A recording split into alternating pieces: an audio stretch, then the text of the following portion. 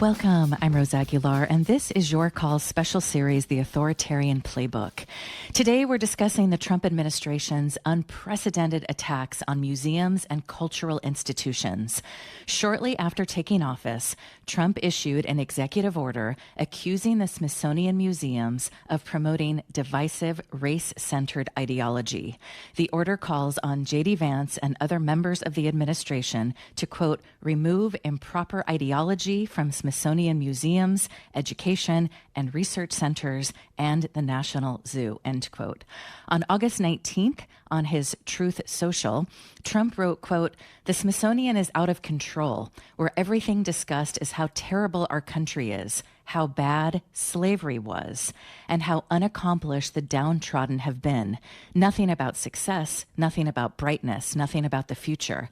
He went on to write, I have instructed my attorneys to go through the museums and start the exact same process that has been done with colleges and universities where tremendous progress has been made, end quote. CNN reports that museum leaders have largely remained silent, and some are self-censoring exhibits and programs that could provoke federal ire. The group Citizen Historians for the Smithsonian are taking photos of exhibits before they're changed or removed.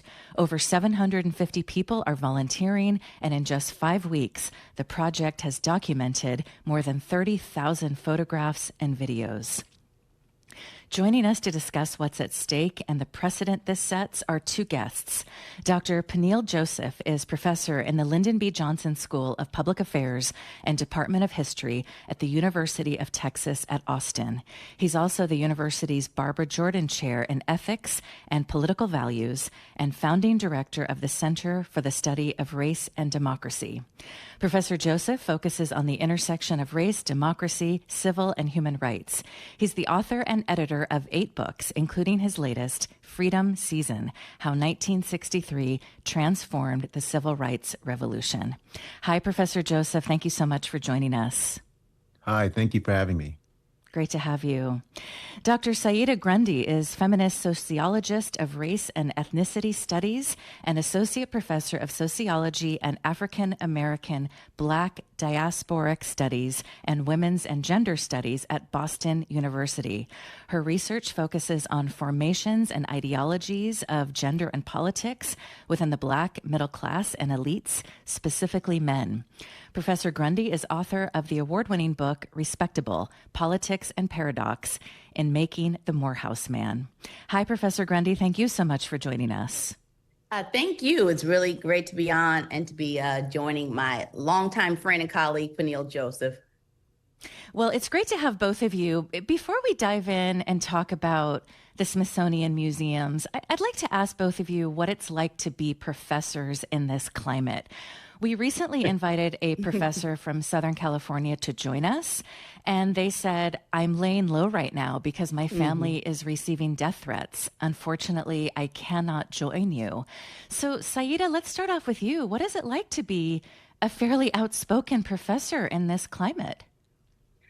You know, to tell you the truth, I don't know any other way to be. I think it was bred into me because I am, a baby of, Black Power movements, a baby of the Black arts movement, which I think we'll be discussing today. The idea of being under threat, what I am, I have experienced in my career, doesn't compare at all to what I know has happened to, my parents' generation, their cohort, to people who were exiled, to Assata Shakur, whose memory we should uphold today, as she just passed, right? So I always feel like any complaints I have are so minuscule and so minor that it doesn't even feel like complaints. It feels like the price of admission for living, right, in a way in which you can be a credit to a struggle, right? So I always consider myself as an academic to just be a member of the research wing of a movement against, white nationalism, against, white supremacy, and a movement for Black liberation in a very Pan-African sense. And in that, research wing, I always consider myself just, it's a bit of a luxury what I do. I haven't suffered many of the blows that that others in the struggle have. So I say it with that. I say it with a great sense of humility in what we do. What is the climate like today at Boston University? Is there anything we need to know about what's happening on campus? Let's see. My BU students are very engaged, as I think the country knows. The East Coast, Boston in particular, particularly urban, private, elite universities have really been on the list. Basically, the Trump has a list, right? I'm not speaking hyperbolically. We know there's an actual list of universities to target. Of course, the Ivies have been, the top of that list, I think, because of their profile. But it's only there's a bit of a playing of ostrich sticking heads in the sand that these universities are doing now in terms of let's just duck and hope he sues the next guy. But we know that that's not a real strategy, right? That we know that there has to be a much stronger defense in the solidarity across these universities, and that we're really weakened when any of us folds and any of us capitulates. So, I would hope that the climate up here is one of doing a lot of behind the scenes organizing across these universities to have some sense of coalition. But the climate at BU in terms of our students, my students, I'm so proud. And I think that if anything that this past year has taught me, or really it's confirmed what I already knew, is that, faculty, although we have a reputation of being a little bit, on Mars and a little bit, unmoored from the bureaucracies and the day-to-days of the university, I think students and faculty know that we very much are standing arm in arm against really suppression of dissent, right? I'm so proud of my colleagues across the country who have been arrested, who lied on the ground while they were, I'm talking about emeritus 65-year-old women being tackled to the ground by police, being handcuffed because we were in solidarity with our students and their protests. And I think I speak for many of us that, you have to come through our students, you have to come through us. And this was because of the protests about the horror in Gaza. Absolutely. To which right. I'm immensely, I'm just very, I always ask people what do you want? This complaints that, young people are apathetic. And then they display that they are quite the opposite, that they're highly engaged politically, and that every generation has called for an end to human atrocities. Why would Gaza be an exception, right? So I'm very proud of my students on that tip. That is Dr. Saida Grundy, Associate Professor of Sociology and African American Black Diasporic Studies at Boston University. We're also joined today by Dr. Peniel Joseph, Professor in the Lyndon B. Johnson School of Public Affairs and Department of History at the University of Texas at Austin. What would you like to add, Peniel? What is it like to be a professor in this climate? Well, I would say Texas has been a huge challenge, and Texas has at the state level and with the ledge passed SB 17 a couple of years ago. They fired over 65 largely Black and brown and women and queer employees connected to DEI at the University of Texas at Austin. There's been massive turnover. We've got a new president. We've had about 4 provosts in a very, very short amount of time. So I would say that in Texas, there's been professors who've been fired for speaking out on the Middle East and other topics. Professor at Texas State was fired. They're trying to do reviews. They've announced reviews of all gender-related courses in Texas. So Texas has really delved into really Orwellian whole, uh, definitely morally reprehensible and politically indefensible. But I would say that here, and again, I agree with my friend Sai, who's terrific. I agree with what she's saying.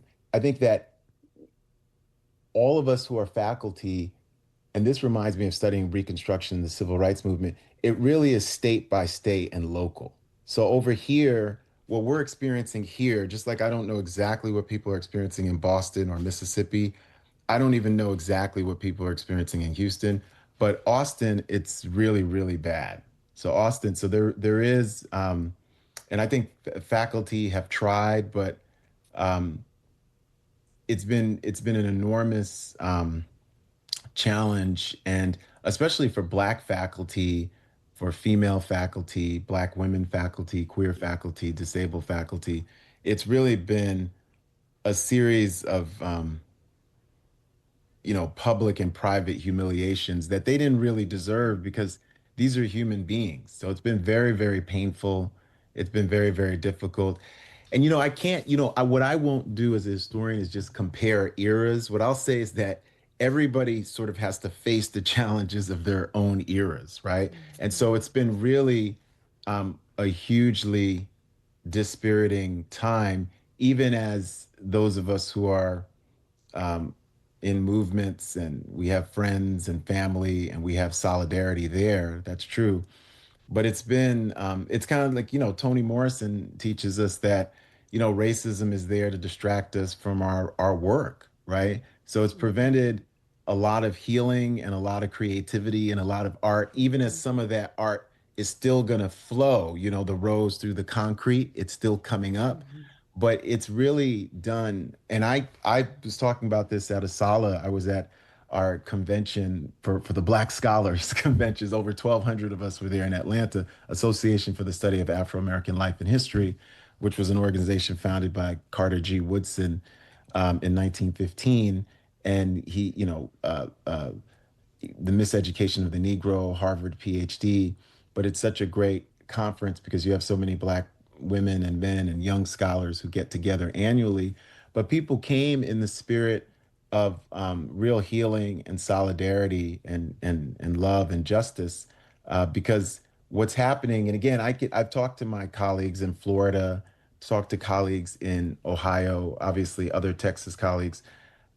People are losing their jobs and their livelihoods, and so we can't discount that because we have an American Association of University Professors, which is trying, but we don't have a big union or collective bargaining association. I'm coming from a labor background. My mom was part of SCIU 1199, so it was on my first picket line at 7 years old. So we're in huge trouble in that sense, right? So it's really impacting people's lives.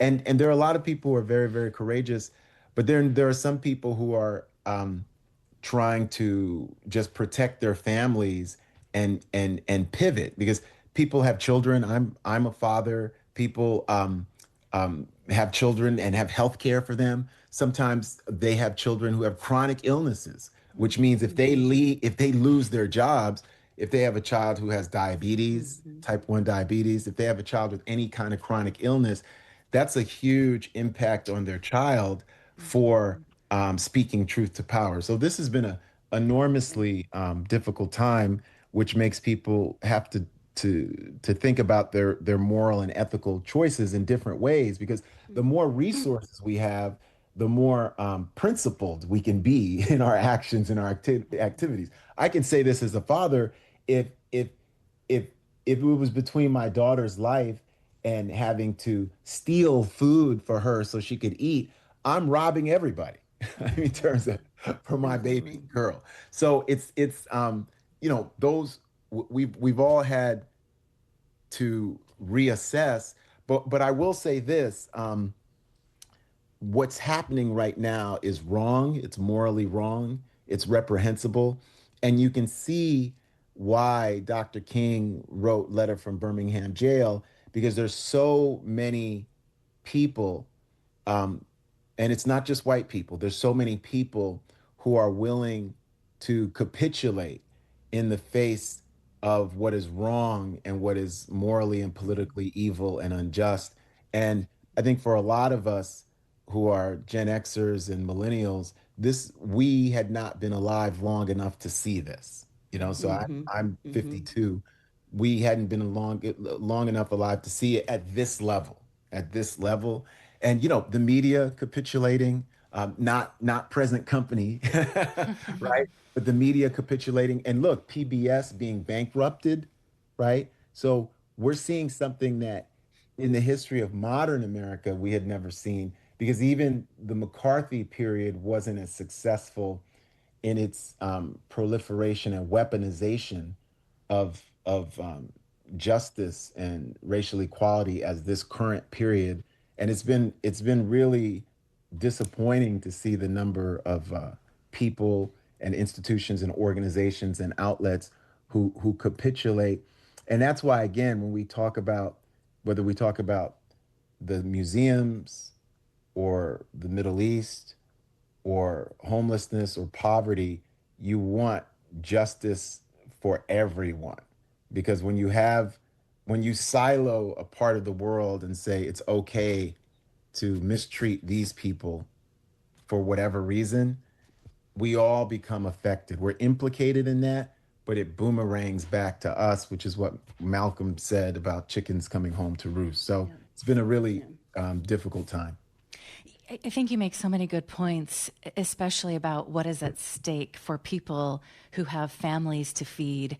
And healthcare is related in most cases to our jobs. And so if we have children, like you said, with chronic disease, it's really hard to possibly give that up. And CNN has this piece about how many museum leaders are remaining silent. And one of the reasons is because they're afraid of losing their tax exempt status. And this is according to this CNN piece.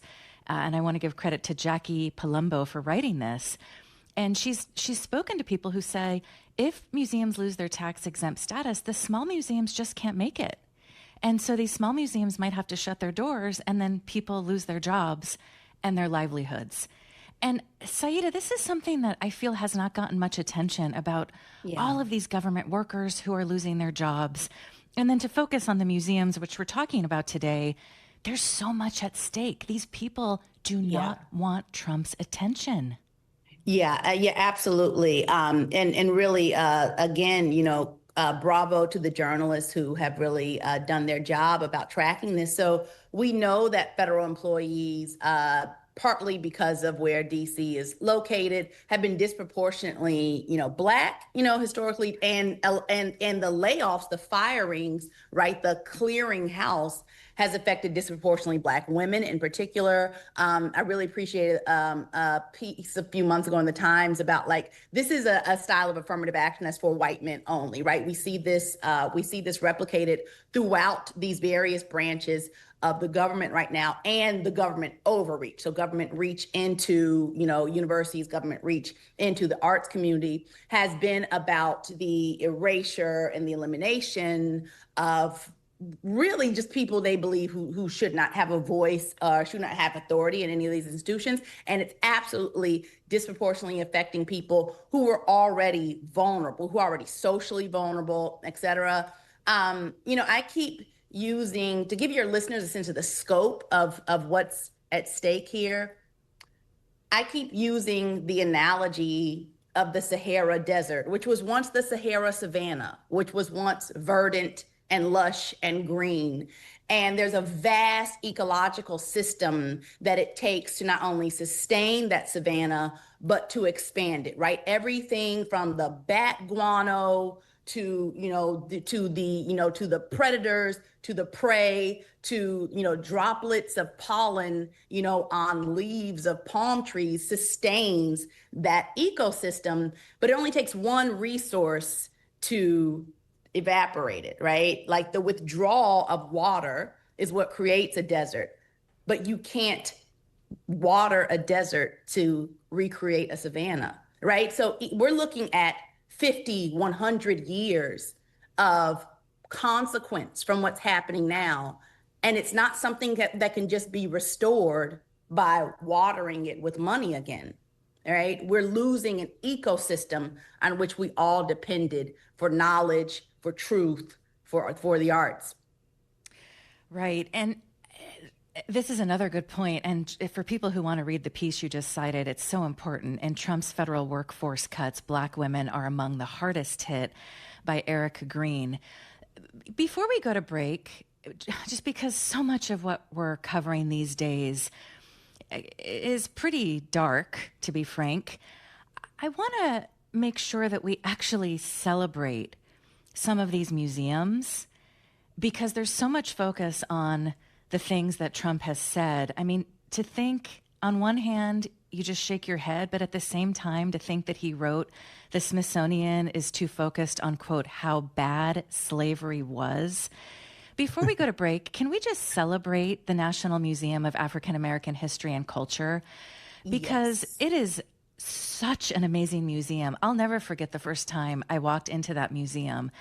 And in your latest piece in The Guardian, or one of your latest pieces, Saida, Trump's attacks on the Blacksonian have a history in a century-old myth, you point out that since it opened in 2016, it has welcomed more than 10 million visitors, with families and school groups driving much of that number. There's 7 floors, there's 12 galleries. I mean, it is an amazing museum. Can you just talk about what it was like for you when you first visited? Absolutely. Absolutely. First of all, it felt, getting tickets to that museum, which I think the public needs to understand, the Smithsonian operates on free tickets, right? They're time-stamped free tickets.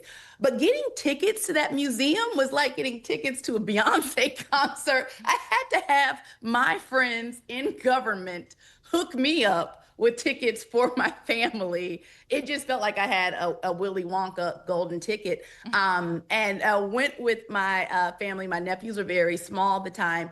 And I had, I was having a multitude of experiences, both like as a tourist, but also as a scholar. And I think what impressed me first and foremost was, first of all, just the design of it. You start literally at the foundation of the building, right? As one who's like sort of an architecture geek, this was like, this was fantastic to me. You're starting at the belly of the building. And that's where the exhibit's about. Not only, it doesn't start with the Middle Passage, so it doesn't start the story of Black people with what Europeans did to us. It starts with African civilizations. And so you get an appreciation of all that was lost by slavery, which I think is very lost in the narrative that we tell about slavery. We often tell it as, sort of, what damage could it have done? Black people didn't really have anything before that. What was happening in Africa? Well, Africa was one of the most advanced multiple civilizations in all of humanity.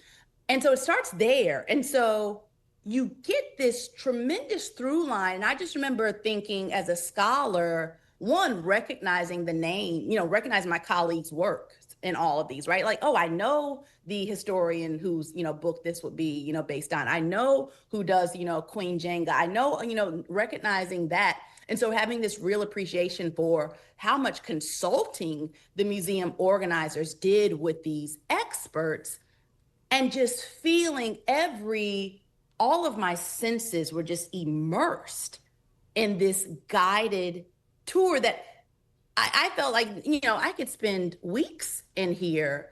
And then to give a sense of the emotionality, you begin with the sense of a greatness, or a contribution of African people's past, and you emerge with a sense of our future.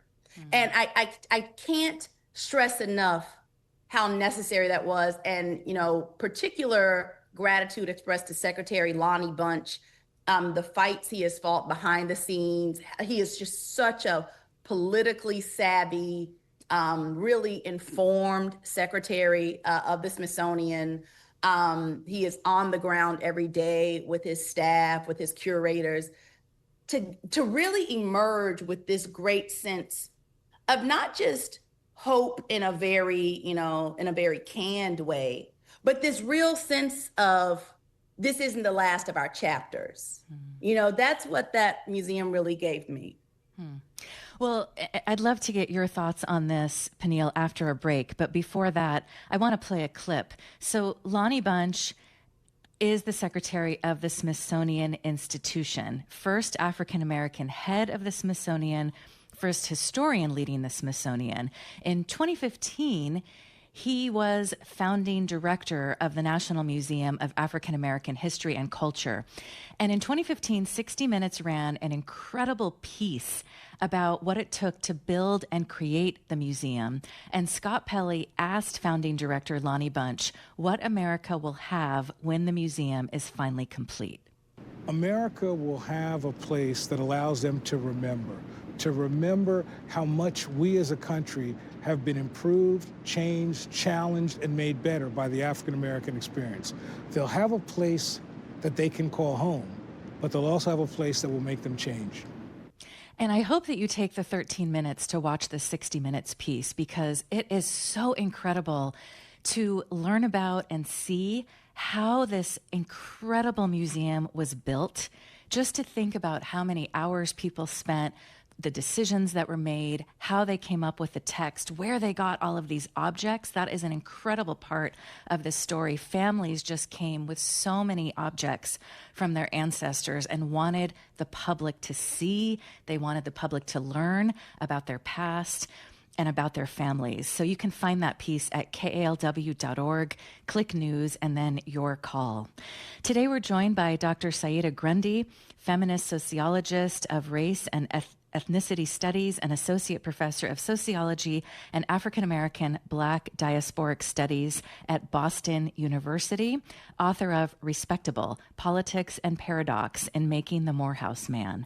Dr. Peniel Joseph is professor in the Lyndon B. Johnson School of Public Affairs and Department of History at the University of Texas at Austin, and author of many books, including Freedom Season: How 1963 Transformed the Civil Rights Revolution. Today on Your Call, we continue our special series, The Authoritarian Playbook. We're talking about Trump's unprecedented attacks on museums and cultural institutions. We'll be back after this. This is Your Call. I'm Rose Aguilar. Today, we continue our special series, The Authoritarian Playbook, by discussing Trump's unprecedented attacks on museums and cultural institutions. If you have any questions or comments, if you've been following this issue, what are your thoughts about what he has written on Truth Social, saying that the Smithsonian is out of control, focusing too much on how bad slavery was? But there's also a detailed letter to Lonnie Bunch about what museums have to do in the next 30, 60, 120 days. There's also a very detailed list about what this administration does not like, about what they have seen in Smithsonian museums. I mean, they've got text, they've got photos. Whoever is working on this behind the scenes has gone in to many museums and has taken photos, and they are documenting all of this. And you can find this also at kalw.org. And then click on News and Your Call. You can give us a call at 866-798-8255. You can also email your call at kalw.org. Dr. Saida Grundy is feminist sociologist of race and ethnicity studies and associate professor at Boston University. Dr. Peniel Joseph is professor at the University of Texas at Austin. Peniel, what would you like to add about just how incredible the museum is, the National Museum of African American History and Culture? Well, Lonnie Bunch has been a mentor for 30 years, incredible leader and scholar. And I remember talking to him about the museum years ago, and it's been remarkable to be able to get just the physical construction of that museum done, given the history of the United States. And the reason why we truly see it so remarkable is that right now, as the country is about to turn to 250, it's gone squarely back to the anti-Black racism that made this country. You know, the roots of this country are in anti-Black racism, racial slavery, racial terror against Black people, but also the super exploitation of Black people.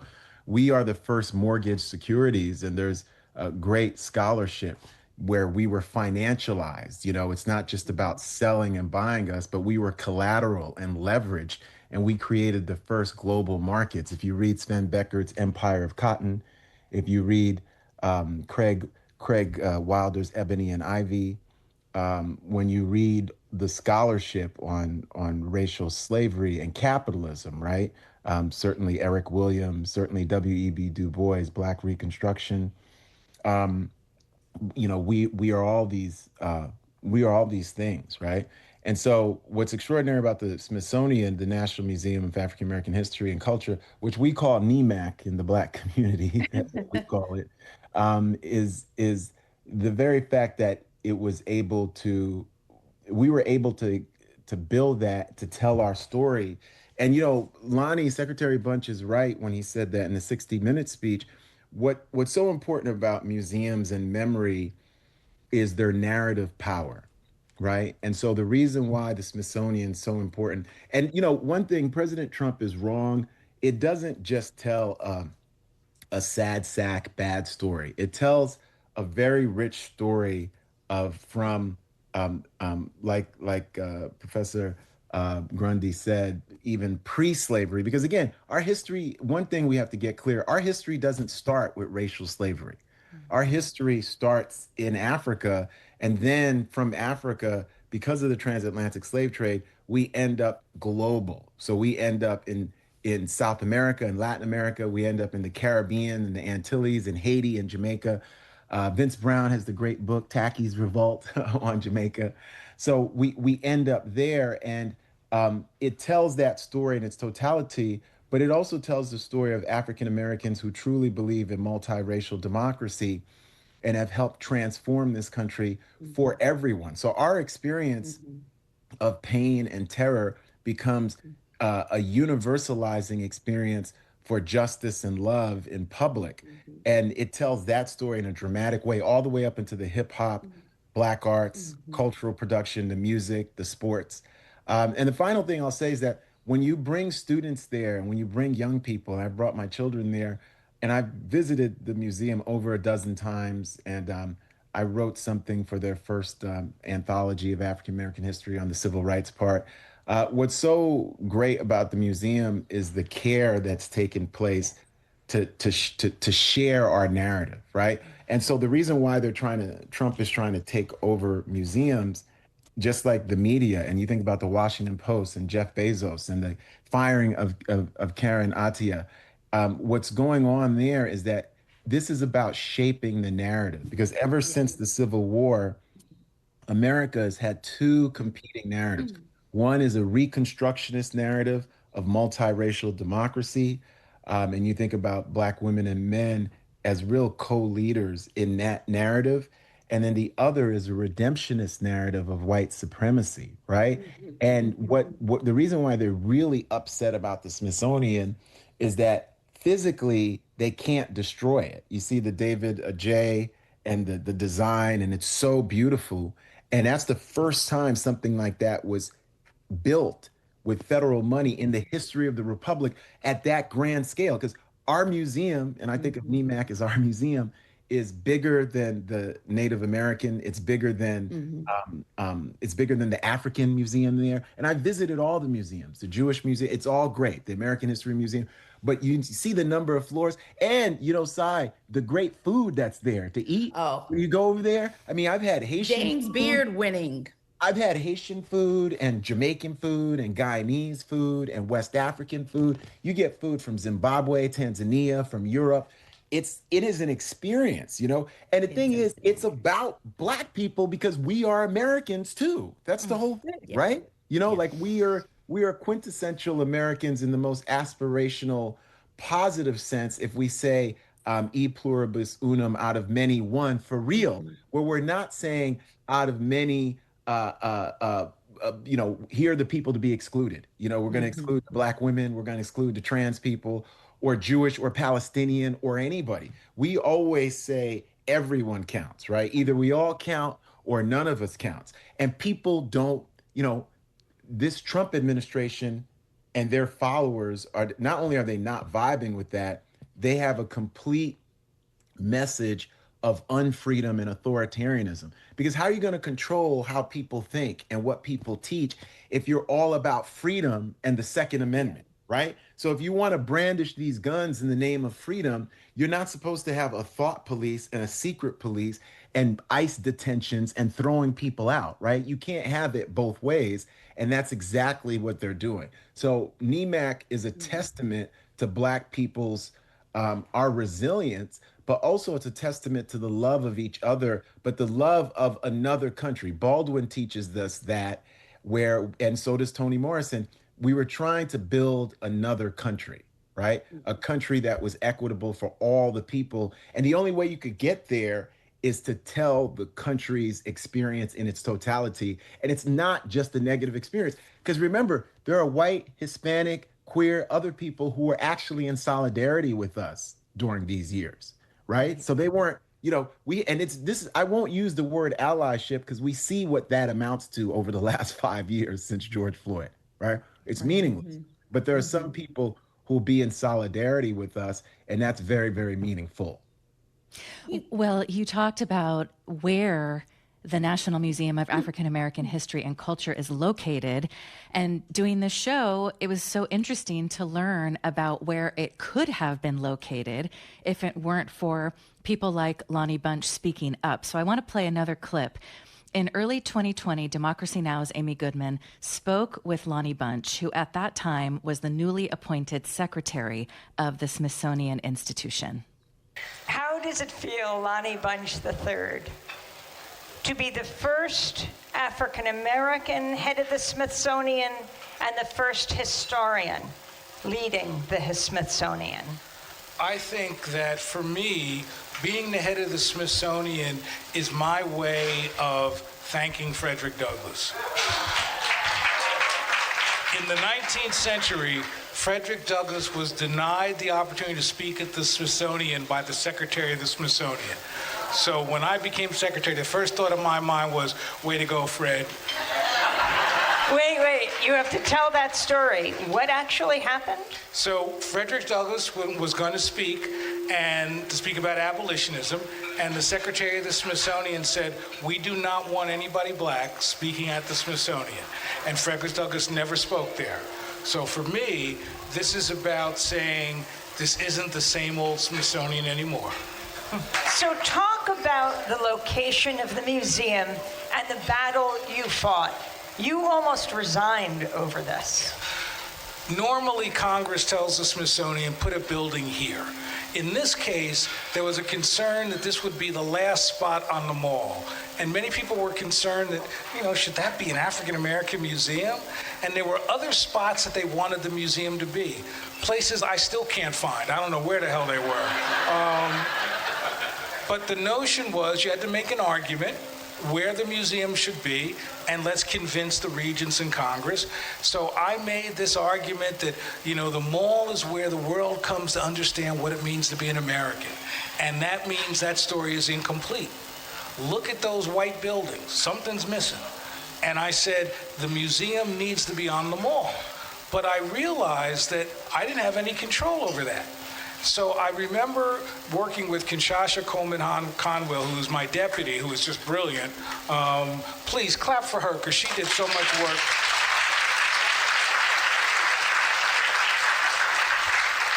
And so we brought in some consultants about crisis management in case we didn't get the answer we wanted. And we figured, who knew crisis management? Clinton, so we called Clinton people. And they said to me, what are you going to do if you get a spot in the middle of nowhere that's horrible? And I wasn't sure what to do. And they said, oh, we know what you're going to do. You're going to walk. You're going to quit. So I knew that if we didn't get the spot I wanted, I was going to have to quit. Because I could not let them use me to put Black culture in the corner, in the back, in the dark.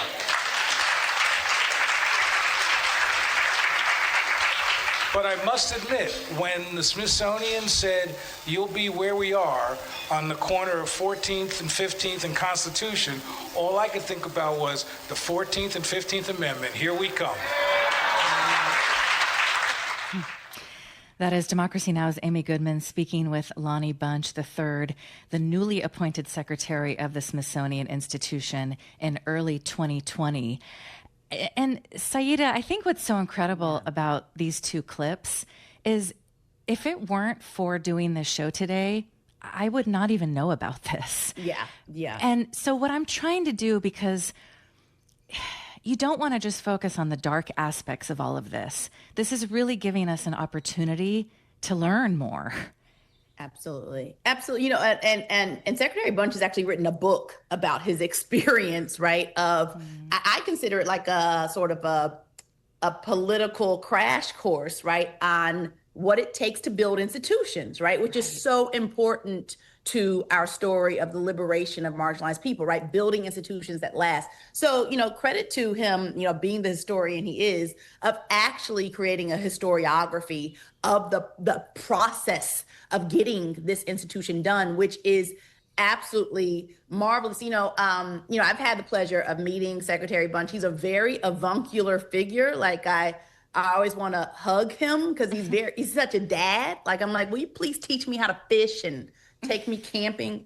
He's really he got dad jokes, all these kind of things. So he's a very lovable figure. And one of the things I learned from him that I've used in my scholarship and in the public scholarship about the Smithsonian is that museums all of our studies about public trust say that museums are more trusted as a source of knowledge than the media, than school curricula, than all these other institutions that we think are supposed to disseminate knowledge. The public really feels if it's in a museum, it's true, right? That museums are basically uncorrupted, right, by misinformation, which I think means that it's such a pejorative, such a priority rather, to put Black history into museums, particularly museums that are not only independent, but museums that are absolutely part of our federal narrative. With that, Peniel talks about, the nicknames that Black communities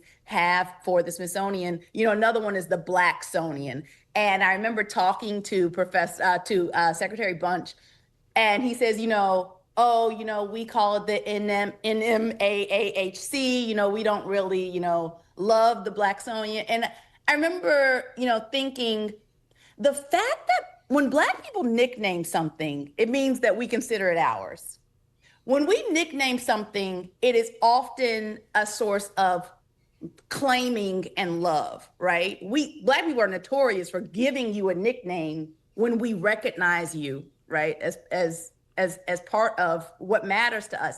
And the fact that a museum can get nicknamed by Black people tells you how culturally sort of towering it is to our sense of pride, right?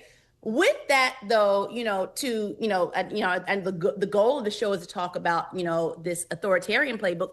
With that, the importance of telling that narrative in the Blacksonian, right? This narrative about Africanity, this narrative about where Black people are going. The reason for Trump's missive is really part and parcel of another playbook here about authoritarianism and particularly fascism. So, I wish that, Trump's missive were more original, but it's really just on the nose type of fascist rhetoric. And that is that, so not all authoritarianism is fascism. Fascism is a particularly right-wing iteration of authoritarianism. But it requires an imagination. It requires especially a mythic imagination about a past, right? And that's told deliberately through an oversimplistic story about, our national greatness and how our greatness was destroyed by them, right? The leftists, the communists, the marginalized others, the racial minorities, the dissenters, right? And whoever challenges that simplicity of that story, that we used to be great and they ruined it, it's always the threat to a fascist regime. And fascism really is a cult of the leader. And so when you humanize the others, when you complicate that past, when you nuance that past, when you present it as anything but mythic, that becomes a real urgent threat to fascist regimes, because fascism is a story in itself, right? To which knowledge is a threat to that, right? Fascism relies on this fundamental idea of the great myths. So, part of what we see Trump doing is, I can't call it an alternate reality. It's an undoing of reality, right? It's a deliberate undoing of a reality of this country, because that is so foundational. That is so much the bedrock of the idea of, we had a great past and they ruined it. Right. And Peniel, in our final minutes, I wonder, how far do you think they will go? Because in one document that came out in August, Trump is right about the Smithsonian. They're very detailed. They've got photos of what they've seen in museums. They point out a series at the National Museum of African American History and Culture to educate people on a society that privileges white people and whiteness. They have the National Portrait Gallery featuring art commemorating the act of illegally crossing the inclusive and exclusionary southern border, even making it a finalist for one of its awards. And I'm reading from their text here. The National Museum of the American Latino features programming highlighting animated Latinos and Latinas with disabilities. I mean, it just goes on, and there's photos and text. An American History Museum exhibit features a depiction of the Statue of Liberty holding a tomato in her right hand instead of a torch, and a basket of tomatoes in her left hand instead of a tablet. And then in the letter that they wrote to Secretary Lonnie Bunch, they're very detailed. So in the beginning, they're going to go after the National Museum of American History, the Smithsonian American Art Museum, the National Portrait Gallery. And they say that they want to look at travel exhibitions. They want to look at how much money they're spending, curatorial and staff manuals. They want access to all permanent holdings, educational material. And then they say within 30 days, you have to do this. Within 70 days, you have to send us this documentation, 120 days. And of course, a lot of this is about the 250th birthday. So there's a lot of questions here about the legalities around this. What can they actually do? What can they change? What are your thoughts on that? Well, I'd say that they can go as far as the public is willing to let them, right? And I think a part of the huge danger of this moment is that historically the public has let white men go very far. We think about racial terrorist groups, and they weren't all just the Klan. We think about during the Civil Rights Movement, the white citizens councils, who were the officious face of white supremacy. These were business leaders, clergymen, and women. And so we're seeing it again in the face of the federal government, but really the MAGA movement, right? The MAGA movement has become a de facto movement for just large swaths of injustice, racial injustice, gender, queer injustice, huge xenophobia. Parts of that movement, anti-Muslim, anti-Palestinian, parts of the movement are anti-Semitic too. So when we think about what's going on here, what we haven't been able to do in terms of those voices for justice, especially the Democratic Party and those people within the Democratic Party who are voices for justice, they have not been able to be out there front and center, because the voices for justice in the Democratic Party are not necessarily the Speaker of the House and the minority in the Senate, right? It's different voices. A lot of those voices are women. A lot of those voices, people like Jasmine Crockett, people like AOC and others who've really been able to try to speak out. So I do think they're willing to, they're looking at everything. They're looking at American people's passports.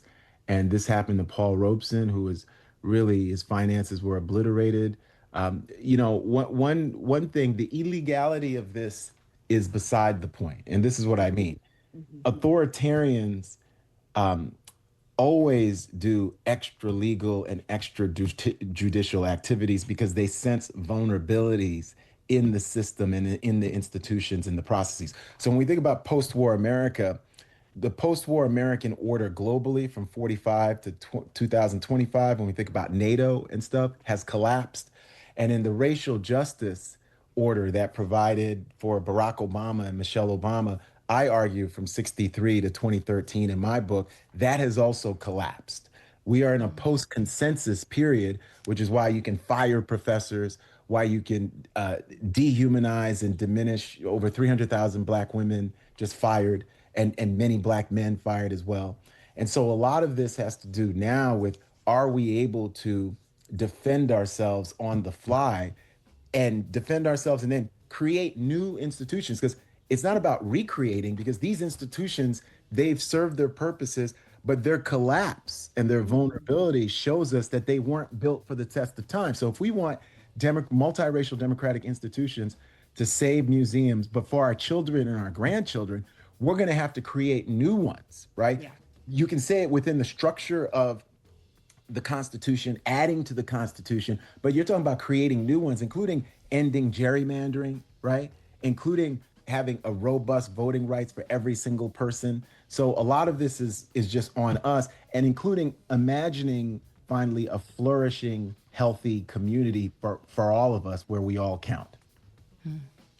Dr. Peniel Joseph is professor in the Lyndon B. Johnson School of Public Affairs and Department of History at the University of Texas at Austin. He's founding director of the Center for the Study of Race and Democracy. His latest book is Freedom Season: How 1963 Transformed the Civil Rights Revolution. Dr. Saida Grundy is associate professor of sociology and African-American Black diasporic studies at Boston University. She's the author of Respectable: Politics and Paradox in Making the Morehouse Man. Professors Grundy and Joseph, thank you so much for your work, and thank you for joining us. Thank you. Thank you. Thank you. And thank you for joining us. I'm Rose Aguilar. It's your call.